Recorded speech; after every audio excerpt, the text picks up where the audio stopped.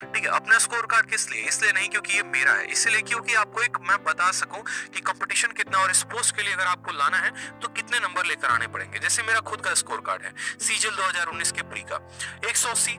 ठीक, मेंस में अगर आप मार्क्स करोगे तो मार्क्स जो है वो इंग्लिश में 185 है, मैथ में मेरे 227 है। जो यहाँ पर 180 नंबर आए थे उसमें मैथ, इंग्लिश, रीजनिंग जो था 50 50 50 था, और आपका जीके में 30 नंबर। उसी तरीके से सीएचएसएल में मैंने 185 स्कोर किए, मैथ 50, इंग्लिश 50, रीजनिंग 50, जीके में 35 नंबर। जो मेरा डिस्क्रिप्टिव में स्कोर रहा था वो रहा था मेरा 76 नंबर।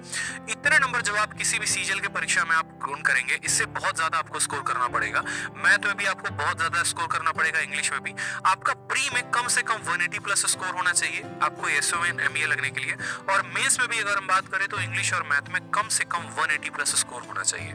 और उसी तरीके से जो आपका डिस्क्रिप्टिव होता है उसमें 70 प्लस स्कोर होना चाहिए, तब जाकर आप एसओएन एमईए लग सकते हैं। क्योंकि एसएससी सीजीएल में जो सबसे ज्यादा कट ऑफ वाली पोस्ट होती है वो एसओएन एमईए की होती है, और उसके बाद आपका इनकम टैक्स होता है। इन दोनों में बड़ा द्वंद चल रहा होता है कि पहले किसकी कट ऑफ ज्यादा जाएगी। तो अगर आपको ये दो पोस्ट लेने हैं मेरे भाई, अगर आपको ये दोनों पोस्ट लेने हैं तो आपको बहुत ज्यादा मेहनत करना पड़ेगा, बहुत ज्यादा पढ़ाई करना पड़ेगा। सिर्फ एसएससी को क्वालिफाई ही नहीं करना है, उसके सबसे टॉप पोस्ट पर पहुंचना है। तो टॉप पोस्ट पर पहुंचने के लिए आपको सबसे ज्यादा मेहनत करनी पड़ेगी, सबसे ज्यादा नंबर लेकर आने पड़ेंगे।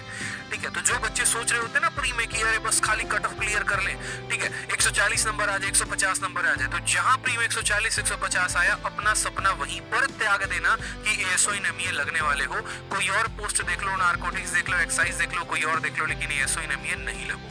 क्योंकि अगर इसमें लगना है तो शुरू से आपको उस रेस का दुर्रम खान बनना पड़ेगा, शुरू से आपको उस कदर स्कोर लेकर आना पड़ेगा। आपको प्री में भी 180 प्लस लाना पड़ेगा, आपको मेंस में भी दोनों पेपर में 180 प्लस लाना पड़ेगा, तब जाकर कहीं आप सोच सकते हैं कि हाँ भैया एसओइन एमईए मिलेगा।